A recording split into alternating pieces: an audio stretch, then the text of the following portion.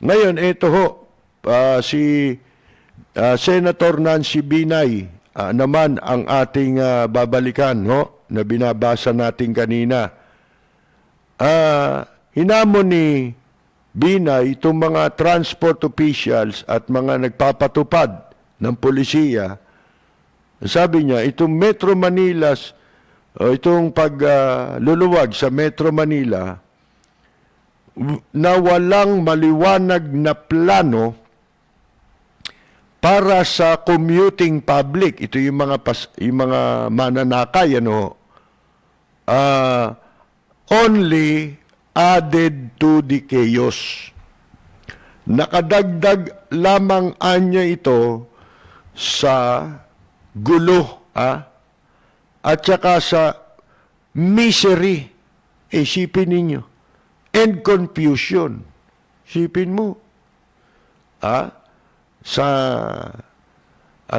sa hirap na dinadanas ng mga commuters natin, miserable. Talagang misery talaga yan.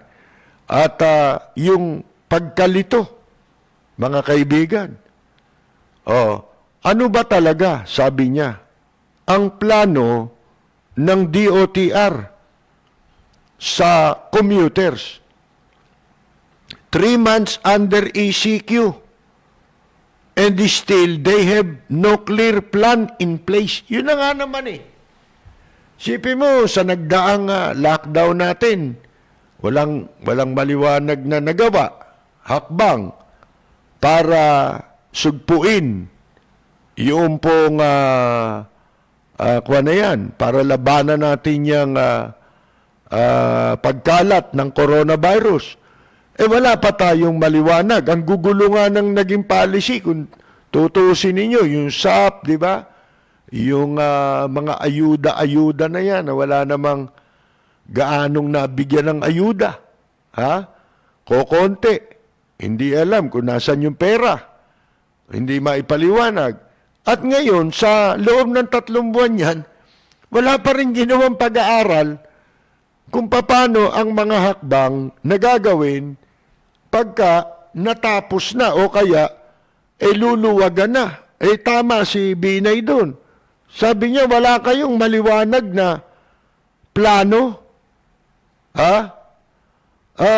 Ano nangyari sa foresight? Sabi niya pa, mabuti sila't aircon ng mga sasakyan. Mga kaibigan.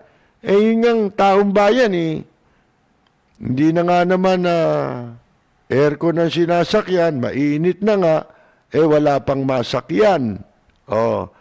Kung subukan kaya, sabi ni Binay, ng mga opisyal ng DOTR, mag-commute mula sa kanilang bahay, papasok sa opisina nila, sa Clark City o Ortigas. Dapat maramdaman nila ang hirap na pinagdaraanan ng mga commuter. They won't be able to plan well if they don't feel and understand the people's daily struggles. Alam nyo, minsan maiisip natin, tama ang sinasabi ni Binay, ni Nancy Binay. Kaya mas marami pa ngayong mas marunong. Sabihin natin. Kasi ang karunungan hindi lamang naman acquired yan sa pag-aaral o hindi lahat ng karunungan natututunan mo sa paaralan. Maraming karunungan, kaya nga merong kasabihan na experience is the best teacher. Di ba? Merong gano'ng kasabihan. Experience is the best teacher. Mas madali kang matuto at hindi lang madali kang matuto, kundi hindi mo makakalimutan ang iyong natutunan sa pamamagitan ng experience. Tama si Binay. Mga kaibigan, kaya sa mga pangkaraniwang tao lang ngayon, di hamak na mas sangkaterba ang may utak kaysa sa mga nasa gobyerno ngayon. Bakit? Hindi nila na-experience eh. Lalo ngayon yan. Bago nyo ipatupad yung sarili nyo muna gamitin yung eksperimento. Di ba tama si Binay? Hindi niya sinabi yun, eksperimento yung sarili. Ako nagsasabi, binibigyan natin ng ibang paliwanag. Pero yun din yun. Eksperimento nyo yung sarili nyo. Ito si Duque nito, walang alam ito, kundi patupad na yan, buksan na yung mga dentista, magbukas na kayo. Basta ganun lang Ni walang ginawang pag-aaral yung mga taga-DOH, sinilip man lang. Ano ba ang sistema nga pala rito sa mga dentista? Ano ba mga kasangkapan nito? Ito ba safe? Di ba sana sila man lang nag-i-inspeksyon? Wala Mga kaibigan Wala lahat Ano ba yung sinasabi natin nung minsan, di ba? Alam nyo, malalaman nila ang problema kung meron silang ginagawa Kung sila mismo, sa sarili nila, i-eksperimentuhin nila yung kanilang ipapatupad. Halimbawa, pabubuksan mo yung mga yung mga klinika ng dentista, mano man lang, sandamakmak yung pinasusweldo ninyo sa DOH, na puro nagkakamot ng itlog lang yata yan, nasa mga opisina lang. Bakit hindi kayo nakagawa ng ilang tao man lang, pinapunta ninyo, sa mga, ano tawag dyan, yung mga klinika ng mga dentista, mga kaibigan, para suriin yung pasilidad ng mga klinika, ito ba'y uubra na? Pupwede na ba itong buksan? Ito naman sa DOTR na sinasabi ni Nancy Binay, hindi nyo alam yung pinapatupad nyo. Hindi nyo, pinapasok mo nga naman yung mga tao, pinalabas mo, pagkatapos wala naman sasakyan. So, nagkakandahirap ang mga tao. Bukod pa dyan, nagmamadali pang makauwi yan. Wala na nga masakyan, mga kaibigan.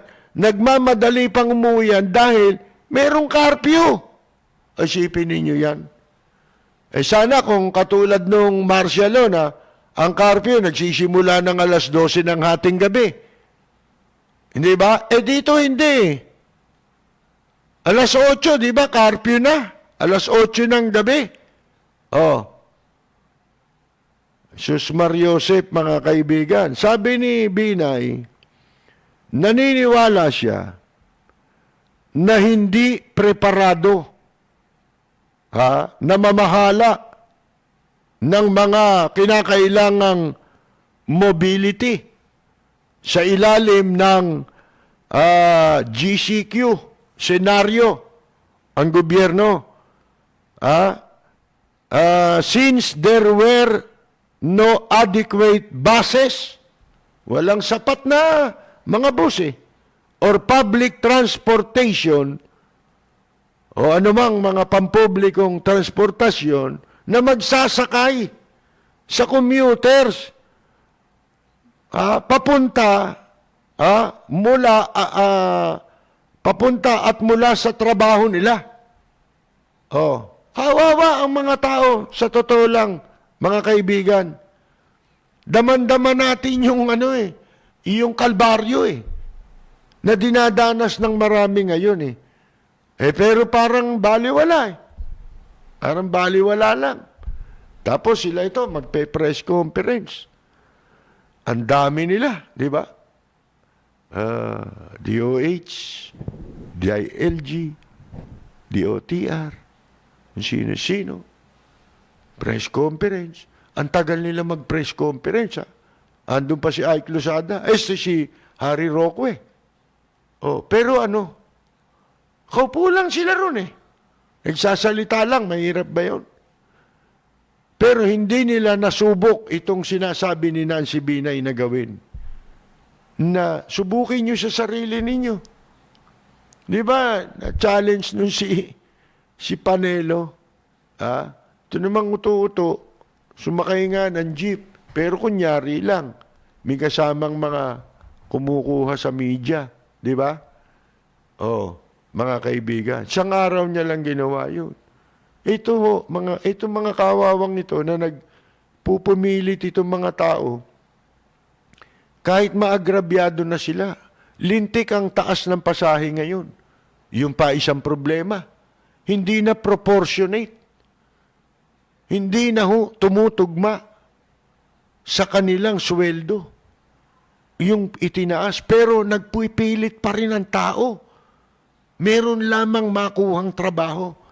Talagang survival na, kumbaga. Hirap na walang maitulong ang gobyerno sa kanila. Yun ang problema natin. Sabi nga ni Binay, napaka-unfair sa commuters na yung mga private vehicles walang restrictions bumiyahe. Yung pala mga private. Okay na pala lahat yan eh. Kaya may gagawin ka, kaya pupunta ka sa kabit mo lang, walang restriction. Napakalimitado ng choices nila. Yun ang talagang totoo na sinasabi natin nung araw. Laging ang mga Pilipino nasa katayuan na laging walang pagpipilian, mga kaibigan. Maging sa pagboto ng mga kandidato para manungkulan sa gobyerno. Kaya wag nating sisihin minsan isipin din natin na nasisisi natin minsan ng mga botante sa pagpili ng kandidato pagkatapos ng eleksyon. Pero sa totoo, sa isang banda, may problema rin. Ano yun? Yung nasa kalagayan na tayo na pag bumoboto, limitado na ang pagpipilian mo. Para ka na lang, ang pagboto rito, para ka na lang nakikipagsapalaran. Mga kaibigan, yung bahala na kung ano magiging resulta. Yun na nangyayari ngayon sa atin. Kaya lagi tayong nabibigo sa ating mga ibinoboto. Mukhang tumatawag sa atin si Toto eh. Hindi tayo magkakausap sa Messenger. Ito kasi may mga tumatawag sa akin sa Messenger. Hanggang gamit ko pa itong cellphone na ito, bagay ilang araw ko na lang pagtsatsagaan ito, mga kaibigan. At meron na awa sa atin eh. Ilang araw na lang to kasi kumbaga meron daw procedure yun eh na galing sa abroad yung telepono eh. Na naawa sa atin. Ngayon hindi ako matatawagan sa Messenger dahil marami ng depekto itong aking cellphone. Katunayan yan, hindi ko ito matagal ginamit eh. Ang gumamit nito'y apo ko. At itinuring niyang kanya ito. Nagagamit ko lang ito, pag hinihiram ko sa kanya. Kaya yan, basag-basag na yung salamin nito, 2 beses na dahil sa kalalaro ng apo ko doon kapapanood sa YouTube, at ito ginagamit niya. Ngayon mga kaibigan,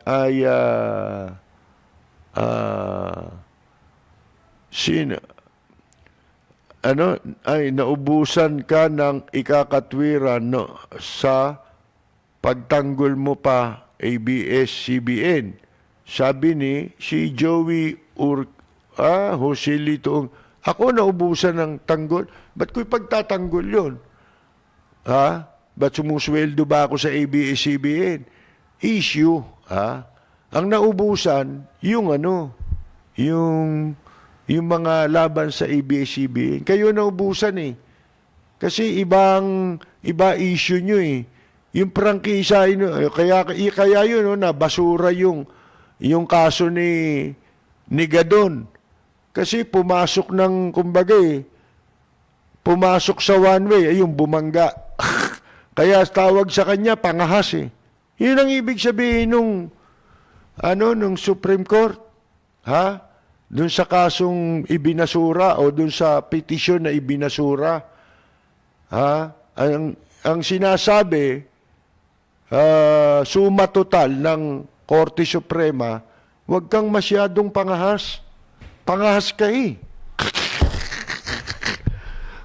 Sinasayang mo pa ang panahon ng Korte Suprema. Yun. Ngayon, ang sabi ho dito ni Nancy Binay, DOTR knew that Metro Manila and the rest of the regions will soon be transitioning to the new normal. Ayun na nga naman eh.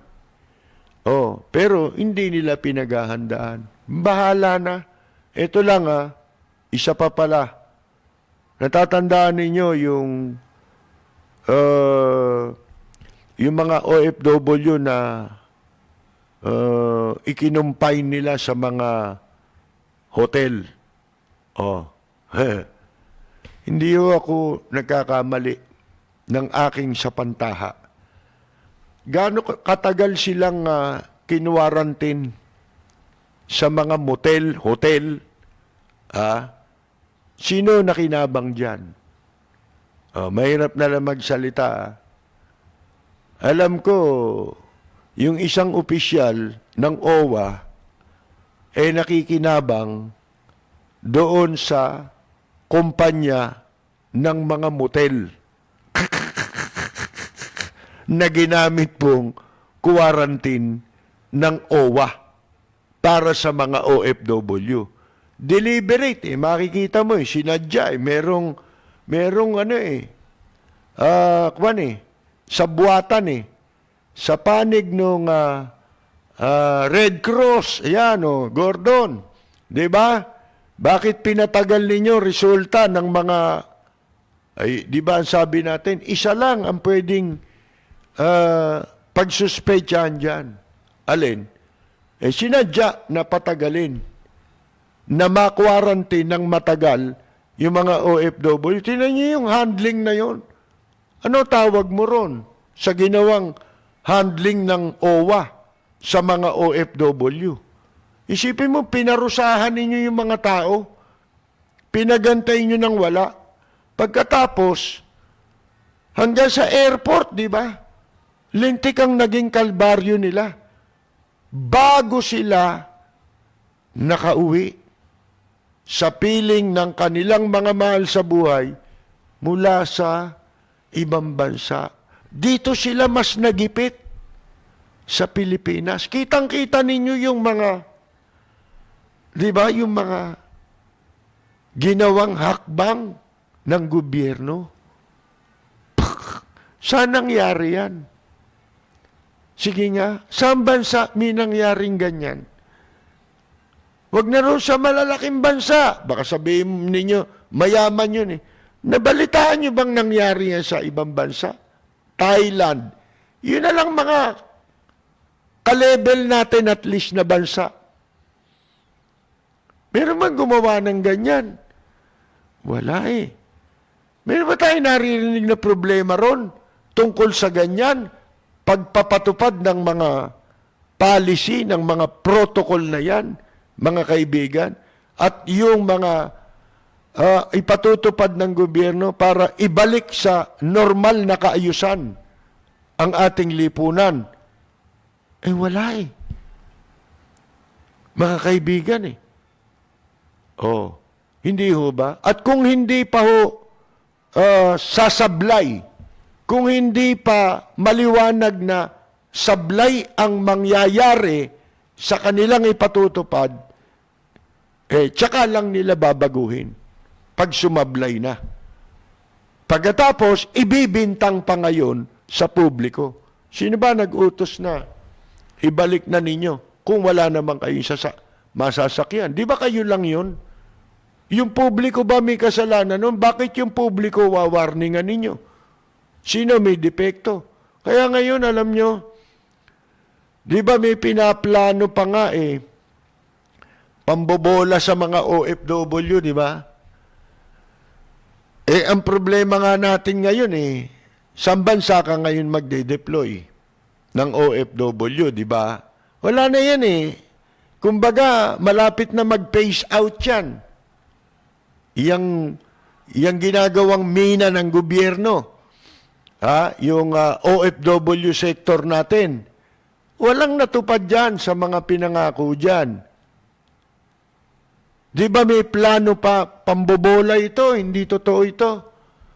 Yung itatayong Department of OFW, kasi wala namang kabuluhan yun Hindi naman nila kailangan gawing itayo yung isang departamento. Gusto lang nila talagang bilugin ang ulo ng mga OFW, mga kaibigan. Para magmistulang bola yung ulo ng mga OFW na tumatalbog, dinidribble. Ano kabuluhan ng Department of OFW nila sinasabi? Wala yun. Drawing yun. Mga kaibigan. Hindi mo kailangan gawin yun. Bakit? Sino pagsisilbihan ng Department of OFW? Yung mga magtatrabaho doon? Hindi OFW yun. Diba? Anong gagawin trabaho nung kung wala ka ng host country na pagpapadalan ng mga OFW? Hindi ho ba? Walang kabuluhan yun, mga kaibigan. Kaya lang sinasabi yung para mauto yung mga OFW na naniniwala na may kinalaman yun. Wala na ho Pabagsak ng OFW natin Lalo ngayon sa pandemic na yan. Kung hindi yan totally masusugpo, wala na. Wala na ho yan. Pabagsak yan. At hindi kailangan ng isang departamento para lamang maipatupad mo ang reforma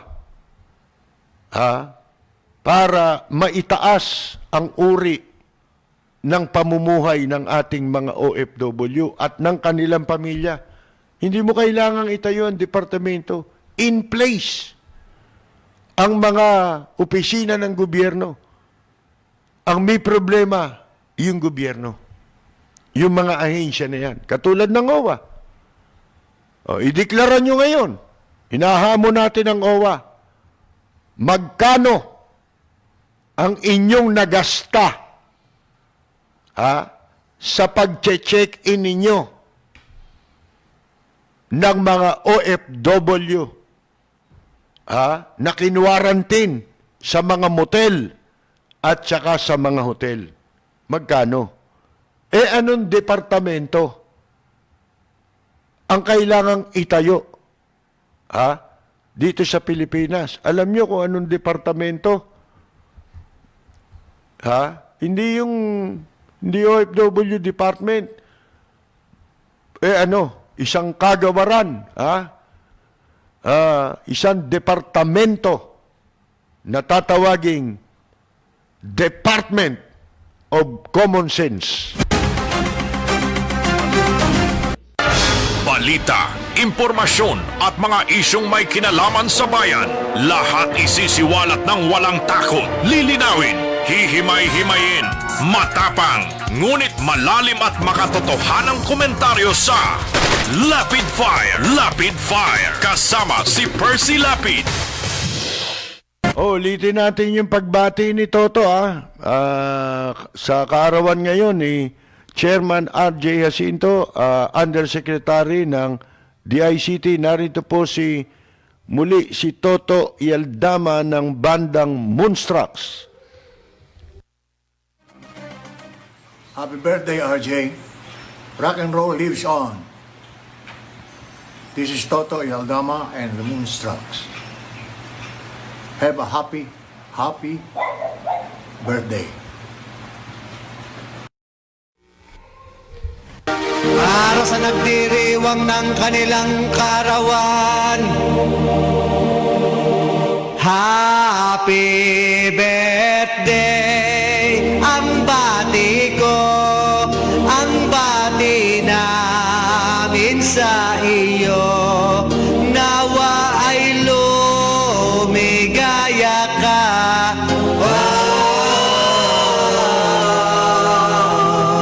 At abutin mo pa sana ang maraming kaarawan.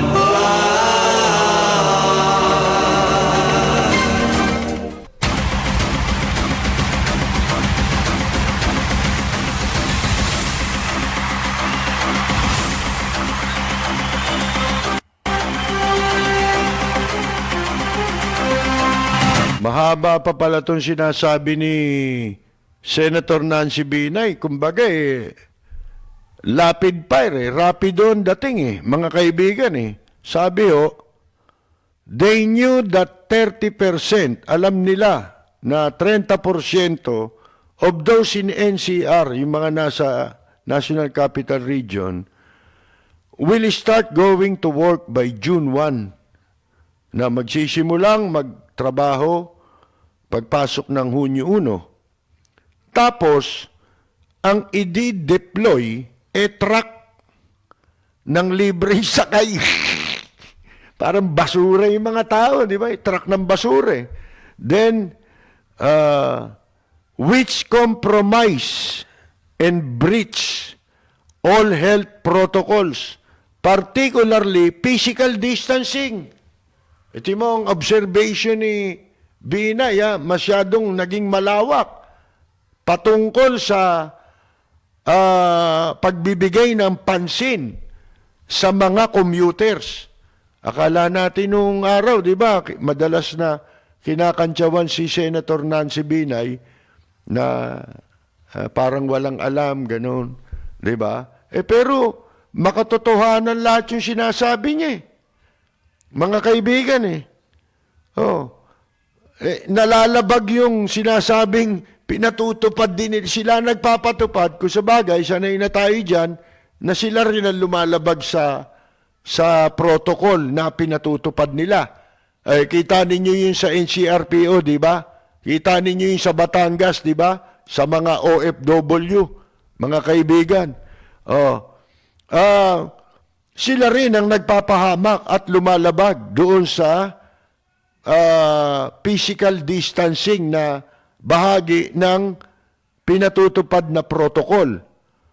At nagbabala rin si Binay na ang mga commuters in areas under the GCQ or the modified GCQ will continue to face chaos. Magpapatuloy anya yan sa mga lugar na may GCQ o yung modified GCQ. Magpapatuloy na ang gulo, maharap sa gulo and travel miseries.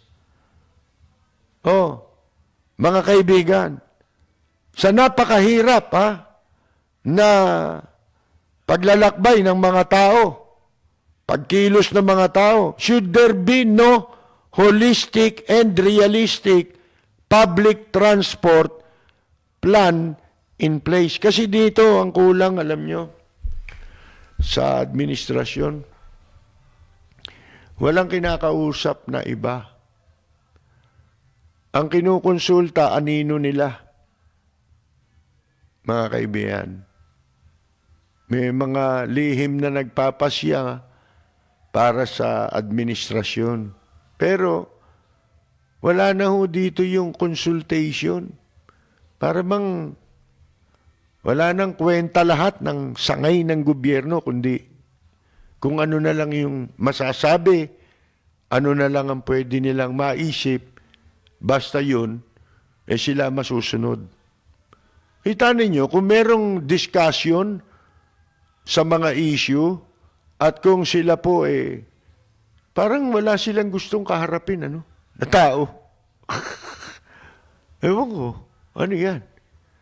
Pagka ganyan ho tayo, wala talaga mangyayari. Mahirapan, lalo na ngayon na sa sitwasyon, sa epektong idinulot nitong salot na ito na COVID, na China virus, mga kaibigan, mahirapan na tayong bumangon yan. Ibabaon na tayo sa malaking pagkakautang nito sa China. Sa malupit na gagawing paniningil ng China sa atin. Iyan lang ang maliwanag. Pero direksyon tungo sa kala natin change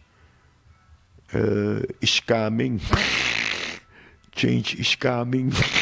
Mga kaibigan. Ayan, ito sabi ni Binay pa, di po lahat ng pupunta sa trabaho sa EDSA o sa Commonwealth dumadaan.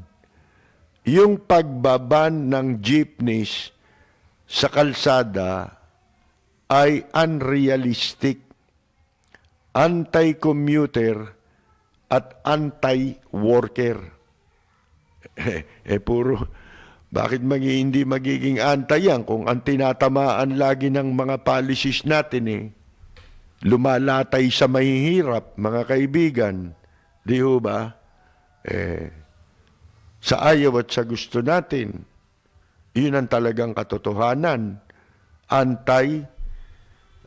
Mahirap. Obviously, sabi niya, DOTR is favoring a certain segment of the mass transport sector. Meron daw pinapaboran na mass transport sector ito, while ignoring and isolating the biggest public transport segment, which the majority of the commuting public depend on. Ito pa isang problema natin Kung ibabalik sa ganyan, normal, alisin nyo na yung ibang balakid. Yung balakid ng kung ano-ano na pwedeng magdulot ng o maging sanhi ng pagsikip ng trapiko. Kung ibalik na lang sa normal, pero hindi natin maintindihan kasi walang pag-aaral hindi mo na sinabi, ito uunahin natin, buksan yung ganitong mga ganyan. Pag sinabi nilang ganon, gusto nila ipatupad agad Hindi muna. Balak natin na ganito, unti-unti, sa ganitong petsa ay bubuksan na. Ngayon pa lang, mag-welcome kayo ng mga comments, ng mga suggestion. Kasi unang-una, hindi kayo matatalino Alam ko At alam ng marami yan. Wala. Mapupuro lang utak. Alin sa dalawa? Mahihina utak o merong isang tao lang ang nasusunod sa lahat ng yan. Sipin mo, ultimo mag-asawa, pagbawalan mo mag-angkasan, ang katwiran mo baka mahawa. Kung yung lalaki nahawa sa trabaho, pag inangkas niya yung babae, mahahawa yun. Bakit? Kung hindi niya iangkas yun at maiwan sa bahay, ibig mo sabihin, wag na siyang umuwi ng bahay. Hindi naman niyo pinagbawal na wag siyang umuwi ng bahay. Sana sinabi niyo, ikaw, nagmumotor ka. Pumasok ka, huwag ka na uwi ng bahay niyo, bawal na. Kasi baka maawa misis mo. Kasi uuwi ng bahay yun. At magtatabi yun ng tulog. Di ba? Hindi man sila magkatulog, nasa isang bahay sila. Yung sinasabi mo, kung nahawa yung lalaki, nagkatotoo yun, mahawa rin. Hindi lang asawa niya, pati mga anak nila mahawa. Kasi nahawa siya eh. Pero hindi siya, umahawa siya, hindi dahil sa inangkas siya sa motor. Walang logic eh. Mga kaibigan eh. Di ba? Isipin mo, mga antataas ng pwesto ninyo sa gobyerno, walang sintido kumun yung nagpapatupad kayo ng, yan ang sinasabi natin, nung una pa lang, di ba, ang mga batas, dapat siya nakabatay sa sintido kumun. Pag ang batas hindi nakabatay sa sintido kumun, wala yun. Mga kaibigan, wala yun. Kailangan ng batas, merong sentido kumun yan. Yan yung malimit natin sinasabi nung araw pa. Ang paglikha ng batas. Kahit pa abogado, pagawin mo ng batas, kung wala naman sentido kumun, wala yun. Hindi pwedeng batas yun. Kailangan ang batas, merong sentido kumun. Mga kaibigan, ito mga nagpapatupad ng ang tagal nyo sa pulis. Ang tagal nyo, nag-PMA pa kayo. Siyaan nyo. Sipin mo, pagbabawal nyo yung mag-asawa, mag-angkasan dahil baka raw mahawa. Di ba? Ang laking mga kaibigan naman. Sayang na sayang naman ang mga sweldo nito mga taong ito. Di ho ba? Ang laki ng ginastos ng taong bayan. Pag-aaral pa lang, sagot na ng taong bayan yan eh. Sa PMA, nagpapaaral taong bayan na. Tapos ganito lang po pala. Tumatawag sa atin si Toto, pero ako na lang tatawag mamaya dahil hindi ako matatawagan to sa messenger. Tawagan kita sa telepono. At kumusta nga pala kay Carmela sa may bahay niya? Okay, magbabasa tayo rito ng mga mga reaksyon mula sa mga sumusubaybay sa atin. Teka, kasi baka kapusin tayo sa oras. Binabati natin si Boyet Potenciano. Parang si Bato. Ang laki ng ulo. Pero, yun? Ang laki ng ulo daw ni Bato. Pero, yun? Sandali Dito na lang ako. Sa cellphone. Pagtiyagaan natin ito. Binabati natin ang ating mga katropa muna, sila Arlene Tañedo Barrias at ang kanyang husband si Ramon Barrias sa Amsterdam, si Rosita DC, si Kaenyang Mina, Kaani Flormata Saludes, June Di Valencia, isang mahusay na singer, aktor, ating katropa sa Tokyo, Japan, si Jorge Beichong, si Ella Samson Albiar, si Buenos Dias, Joel Diaz ng Italy, at si Carolina Luge, dyan din po sa Italy. Sina Rosemary Victoria, idol natin, binabati ko si Idol Ricky Relosa ng isang PBA legend at icon, Ricky Relosa. Ito si Kuya Bob o CSNY. May ni-request nga ako kay Bobby Mondihar bukas sana yun naman ang ipadala nila. Yung helplessly ng CSNY. Gusto ko yun Kaano-ano kaya siya ni Bobby Mondihar ba yun na announcer sa Blow by Blow? Siya nga yun Siya rin yun. Bianski Cubs Barin. Yung Bobby Mondihar na napakinggan mo, kumakanta. At yung tinatanong mong ring announcer sa Blow by Blow, siya rin yun. Isa lang yun. Si Jovito Lial. Oh. Si anak sila nung alam ko, yung father nila, Bobby, promoter ng boxing. Si Jovito Lial, si Crisier Ocampo Malonzo. Si Langke Ramos, laging sumusubaybay at nakikinig daw po sa atin, mga kaibigan.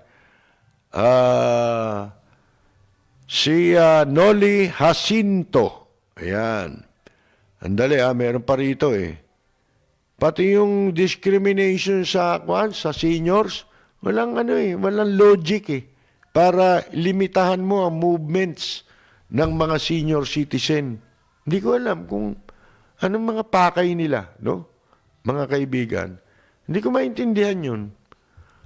Yung limited ang senior citizens, hindi pwede lumabas except kung may bibilin na importante. O si Langki pala ay taga Rowland Heights, California. O si Carol Torres Briño, katropa natin, si Carmela Torres Balcos. Yan, si Mimi Vasallo ng Garden Grove, California, Jerry Lim ng California rin, at Oscar De Jesus. Si June Gases, original vocalist ng dating bandang Abracadabra. Si June ay nasa Guampo, si Mang Lucio Casil, binabati ko. Dati, naatid ako niya sa taxi. Nung ako'y nandun pa sa isang himpilan, sipi mo, yung ibang mga broadcaster sa iba't ibang himpilan, yan din na naghahatid Mabait yan si Mang Lucio. Pag nalamang broadcaster ka ihatid ka niya. Kahit saan. Gusto mo, antayin ka pa niya. Susunduin ka pa rin niya. Si Yula Sotelo nga pala, isang veteran musician, kaibigan natin. Si Christopher Canyalita. Ayan. Si Robert Cruz. At binabati niya si Dario Diato, Brian Sabas, si Manny Dado Gilbert at Angelo, mga katropa niya raw sa Valenzuela. Ayan. Si Leds Chulbo. Si Art Bell. Si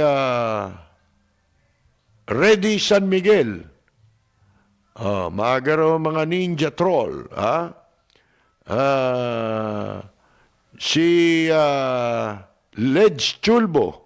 Nanonood pa yan sa TV Plus. Si Jomar D.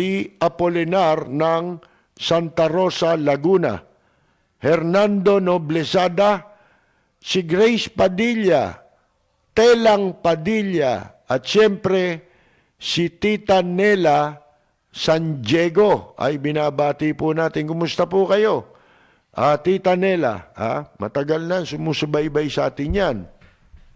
Doon pa tayo sa dating himpilan. Alberto Arevalo, Ernesto Mangasi, Nesita Ceruelas Fabros ng Spain, Julian Leiper, si Maria Cruz, si R.A. Bautista. Ayan po, mga kaibigan, Teka, nitingnan ko yung may mga message pa rito Ang dami nito yung magaling na singer, si champion po ng ang bagong kampiyon. Original ang bagong kampiyon. Champion, Magnolia Sabas. Kumanta ng Yagit, di ba? Si Ricky Valero ng Pulilan, Bulacan. Si Vanessa Rivera. Jimmy Reyes Montaos. Si Shem Kahuson. Sabi niya, mayabang kasi siga doon. Ayun, bumalik sa kanya, kayabangan niya. si Silvio Lugarte, si Malasa Patrick ng Taiwan, si Katropang Raul Villanada, Alex Camacho, yun, idol ko, si Ricky Relosa, idol natin yan, di ba? Gabriel Ramos, si Noli Vivar, Lilibet Vega, sabi niya malaki ang tama sa utak ni Gadon. Si utak pa ba tawag doon pagka gano'n? Sayang nagabugado ka pagkatapos magmumura ka lang. Shit. Ano sabi? Ano masasabi ni Ingkong? Diyan po kay Gadon, itong Ingkong ng Andating Daan. Ano masasabi niya?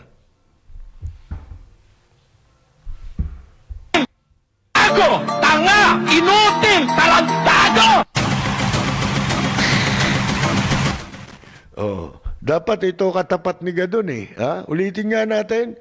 Ano sabi ni Ingkong ng Ang Dating Daan? Masasabi niya dito kay Larry Gadon na mahilig din magmura. Tanga! Inutil! Talantado! Sino kaya panalo pag pinagharap mo yan? Sayang hindi na ako mag-aabogado, magmumura lang pala ako. Di ba? Sama ka na lang kay Wanted Eli Soriano. Si Napoleon Gasgapoliero, Ami Yatko, Tanalega, Marsilia ng Los Angeles, California. Si Sergio Herolaga, o Gerolaga, hindi ko malaman kung ano po bigkas doon. Si,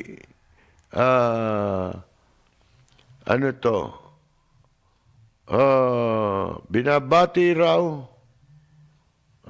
si Nick Ignacio, ayan, Nick Ignacio, Cherry Noblesada, si Gadon na naman, nako, Gadon, mag-alaga ka na lang ng askal na aso, maganda pa. Si Edwin Javier, si Alvin Samson ng United Kingdom, si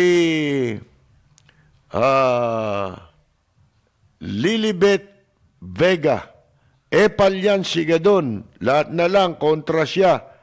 Di mo alam kung papansin lang baka tatakbo senador. Maraming plano yan si Greg Belus Jr., si Enrique Sabong Prince Noques, ng Las Vegas. Di ba si Gagon, yung nag-viral na sumisigaw ng gago? Abay, gago nga. Sabi ni Jungasi, si Gadon. Si Steven Pacoma Barbarona. Pakigreet daw ang kanyang pamilya na laging nakikinig sa Lapid Fire, Barbarossa family. Salamat po. Magandang gabi po sa inyo. Si Rebecca Estrella. Ba si Becky? Si Ka Becky. Si Edgardo Pantaleon. Sino? Si Gadon ay sablay lagi. Ang ating magaling na musician, veteran musician sa bandang The Brothers Unlimited, nanonood si Bobby at saka si Noemi Gomez. Si Egay Salabsab Espiritu. Si Nair Osotsima Afuang. Ano kaya niya si Abner Apuang? Iris Mabasa, Garcia Antonio Norman Senior. Baka mag-anak mo ba yung nakakulong? Si Dina Pili Diaz ng Brescia, Italy. Lourdes Sigua. Matagal na ring subaybay natin si Lourdes. Nasa hanggang sa makarating na ng Amerika eh. Si Ben Q. Auto Shop, dyan po sa Valenzuela. Ha? Nabati natin. John Panopio ng Sydney, Australia. Kajun Mariano. Edwin Javier. Connie Geng Nagel ng Dasmariñas, Cavite. Senyor Ray Bonifacio, isang veteran musician na ngayon po ay nakabase sa California. Dati po, yan ang mga magkakasabay. Magkakasama nung araw sa Japan, no? Ray Bonifacio, Toto Eldama, di ba? Si Ray Bonifacio, banda niya, ng pangalan, Halimaw. Mga kaibigan, sabi naman ni Alex Borabo, si Gadon, daming alam pero bobo. Si Lito Magat, si Tahiti Papete Bora Bora. Si Rosalinda Santos sa FB po, si Gadon, grabe magmura, wala namang kausap. Si Joe De Lemos, Elmer Catulin, Reyet Silverio, Hurt. Si Kabayo, naka-live. Si Geraldine, si Gigi. Siya rin mahusay na misisya. Si Gigi po konserbatoryo ito. Conservatory of Music. Diba? Yung Nonoy and Gigi na tumutugtog sa atin noon sa live jamming. Wala namang mag-record nga kayo, G. Kayo ni Nonoy at ating maiparinig, habang meron lockdown at wala pang nagbubukas na venue. Si RJ Rivera, Lilibet Vega, Senyor Tonet Fabio, isa ring veteran musician. Siya po yung kasama sa banda na nag-front act sa The Beatles nung nagtanghal ang Beatles dito sa Pilipinas, sa Rizal Memorial. Kasama si Pepe Smith. Sila yung original na grupo. Pero wala na tayong oras mga kaibigan Humingi tayo ng paumanhin sa mga hindi po natin nabanggit. Samantala, habol natin ang pagbati kay Lolo Benjamin Tado, Lola Veronica Tado, ang buong pamilya Tado dyan po sa Barangay Bagong Silangan, Quezon City. Miss na po kayo ng inyong pinakamamahal na apo na si Braille, ang ating pong frontliner, ating technical director. Bayan ko'y punong-puno. Samantala, ito po si Percy Lapid. Bakit ito'y kailangan pang iwanan? Maraming salamat at magandang Yumaga, Secretary Tugade. Dito sa bayan ko, lahat kami pantay-pantay. Walang nang aapit, ang pag-ibig ay tunay. Dito sa bayan ko, dito'y makikilala mo ang isang kaibigan nagmamahal sa'yo.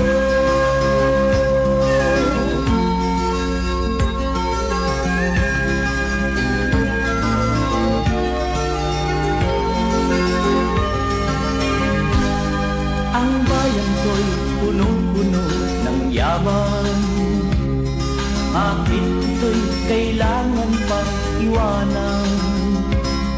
Hindi nga ba't anong sarap mabuhay ng buong ganap? Sa bayan mo, sumapit man yaong wakas.